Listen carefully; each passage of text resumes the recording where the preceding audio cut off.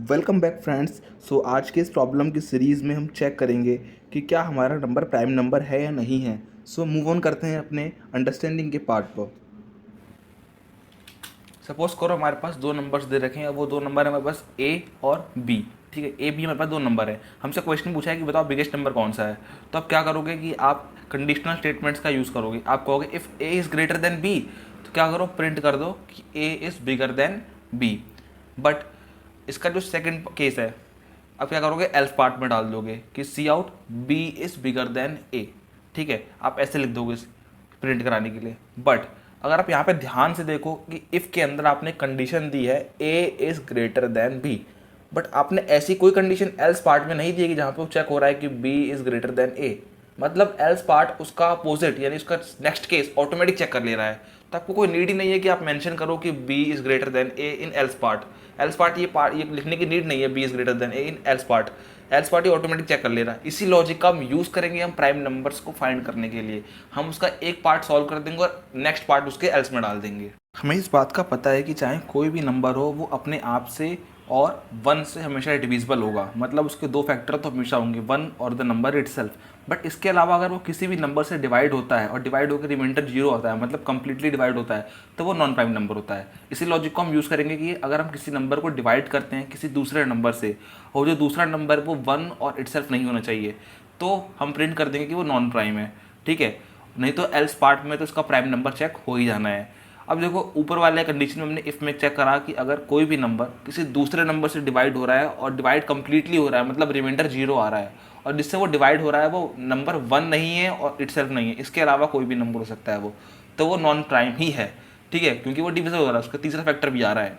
But अगर ऐसा नहीं हो रहा तो एल्स वाला पार्ट रन कर जाएगा और वो प्रिंट कर देगा कि वो प्राइम नंबर है। ठीक है, तो एल्स वाला पार्ट तो ऑटोमेटिक अपना काम कर देगा।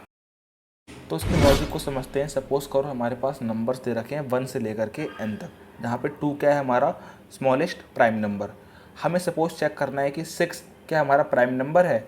ऐसा है तो प्रिंट करा दो, नहीं तो नहीं।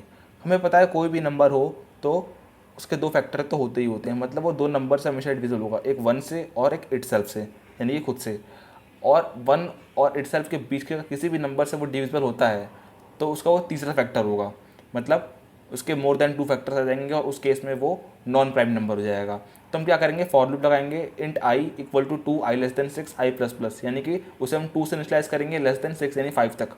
और अगर उस केस में वो आई से डिविजिबल होता है कंप्लीटली वो नंबर, तो वो नॉन प्राइम नंबर होगा, नहीं तो वो प्राइम नंबर होगा। तो हम क्या करेंगे, एल्स में डाल देंगे इट इज़ प्राइम नंबर। ठीक है, अब क्या करेंगे कि आपने देख लिया कि वन और सिक्स के बीच के किसी भी नंबर से अगर ये डिविजिबल हो जा रहा है तो वो हमारा नॉन प्राइम नंबर है, उस केस में तीसरा फैक्टर आ जाएगा। और अगर ऐसा नहीं है तो वो प्राइम नंबर है। तो मैं क्या करूँगा, सबसे पहले अपनी बॉयलर प्लेट इंक्लूड कर लूँगा जो कि मेरा एक स्निपेट है। और यहाँ पे मैं क्या करूँगा, अब मैं एक नंबर इनपुट में लूँगा n, और ये वही नंबर है जिसको मुझे चेक करना है कि क्या वो नंबर प्राइम नंबर है या नहीं है। मैंने सी इन n कर दिया और एक काम करता हूँ, ऊपर एक स्टेटमेंट प्रिंट करा देता हूँ मैं ताकि पता लग जाए। Enter n, okay, which you want to check, okay here. अब मैं एक फंक्शन डिक्लेयर करूँगा एंड वो फंक्शन मेरा बूल टाइप का होगा। बूल मतलब बुलियन टाइप का, जो कि रिटर्न करेगा ट्रू और फॉल्स, ओके। यहाँ पे मैंने बूल टाइप का फंक्शन बना लिया है अपना, और मैं फंक्शन नाम दे देता हूँ इज़ प्राइम, क्योंकि हम एक प्राइम नंबर चेक कर रहे हैं कि ये प्राइम नंबर है या नहीं है। इसके अंदर मैं ले लूँगा इनपुट में मतलब n ले लिया मैंने, ठीक है, n मैंने ले लिया मैंने फंक्शन के अंदर। अब मैं क्या करूँगा कि चेक करूँगा, एक कंडीशन दूंगा if n is less than equal to one, मतलब इसमें हमारे वन भी आ गया, वन से लेस देन जीरो और नेगेटिव नंबर्स भी आ गए। ये सारे नंबर्स प्राइम नंबर नहीं होते हैं जैसा कि आपको पता है। मैं कहूँगा सीधे फिर फॉल्स रिटर्न कर दूँ। क्या कर दो, रिटर्न फॉल्स इमीडिएटली, ठीक है। अब मैं फॉर लूप लगाऊंगा जिसमें मैं चेक करूँगा, मैं int i equal to zero से नहीं टू से स्टार्ट करूँगा। टू मेरा स्मॉलेस्ट प्राइम नंबर है और टू से मैं स्टार्ट करूँगा और लेस देन एन तक जाऊँगा, ठीक है, और आई प्लस प्लस। इसके बाद मैं करूँगा कि एक कंडीशन दूंगा, कंडीशन ये कि इफ़ हमारा जो n है वो अगर हम डिवाइड करते हैं i से, अगर वो ज़ीरो के इक्वल आ गया इसका मतलब वो कम्प्लीटली डिविजिबल है, मतलब वो उस नंबर का फैक्टर है। अगर वो फैक्टर है उसका तो भाई गलत होगी बात, इसका मतलब रिटर्न कर दो फॉल्स, यानी कि वो प्राइम नंबर है ही नहीं। ठीक है, क्योंकि प्राइम नंबर के दो ही फैक्टर होते हैं, 1 और इटसेल्फ, और यहाँ पे तो एक नंबर और डिविजिबल हो जा रहे हैं, यहाँ पे और भी नंबर डिविजिबल हो रहे हैं। इसका मतलब क्या है कि ये इसके और भी फैक्टर्स हैं, तो ये नहीं है प्राइम नंबर। और अगर ऐसा नहीं होता है, मतलब कि जो ये वाली कंडीशन अगर हमारी फॉल्स हो जाती है, ठीक है, इसका मतलब तो वो प्राइम नंबर नहीं है, ठीक है। और अगर ये वाली भी अगर फॉल्स हो जाती है, इसका मतलब प्राइम नंबर नहीं है। बट अगर ये दोनों कंडीशन को हटा दें अगर हम, इसके अलावा क्या बचेगा? इसके अलावा यही होगा कि हमारा प्राइम नंबर है वो, ठीक है।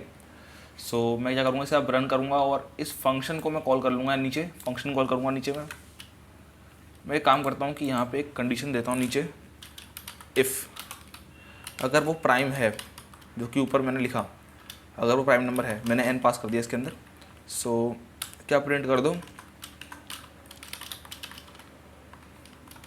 Prime number, okay. और अगर वो नहीं है तो क्या करना है, तो एल्स में डाल दे रहा हूँ मैं कि ये प्राइम नंबर नहीं है, not a prime number, okay. अब यहाँ पे देखो, आपको लग रहा होगा यहाँ पे सर मतलब जो रिटर्न कर रहा है, सपोज फॉल्स रिटर्न कर रहा है, फिर ट्रू रिटर्न कर रहा है, आपको इससे पता कैसे चलेगा कि ये यहाँ पर ये वाली कंडीशन चेक होगी या फिर एल्स वाली होगी? अब इतना समझो, जब भी अगर आगे ऊपर जो हमारा जो फंक्शन नाम ने अगर वो ट्रू रिटर्न करता है, इसका मतलब वो इफ़ वाले पार्ट में जाएगा, इस प्राइम वाले में, और अगर फॉल्स रिटर्न करता है तो एल्स वाले पार्ट में जाएगा। इतना समझ लो अभी, ठीक है। बाकी आप बहुत डिटेल में पढ़ेंगे आगे, और अभी खैर इतना समझ लो कि जो ट्रू आएगा रिटर्न होकर के वो इस प्राइम एन में जाएगा, और जो फॉल्स होगा वो एल्स वाले पार्ट में जाएगा, क्योंकि ये इस प्राइम जो एन है, जो हमने एन पास किया है, वो चेक करेगा इसके अंदर जा करके कि क्या वो प्राइम नंबर है या नहीं है। अगर होगा ट्रू तो इसमें आ जाएगा, और फॉल्स होगा तो ये वाली कंडीशन रन नहीं करेगी और एल्स में आ जाएगा, ठीक है।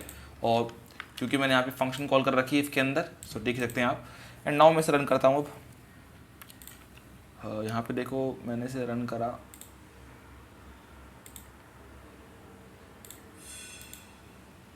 तुमसे कह रहा है एन की वैल्यू दो, सपोज मैं वैल्यू देता हूँ 2, तो 2 क्या है, एक प्राइम नंबर है जैसे कि आपको पता है, ठीक है।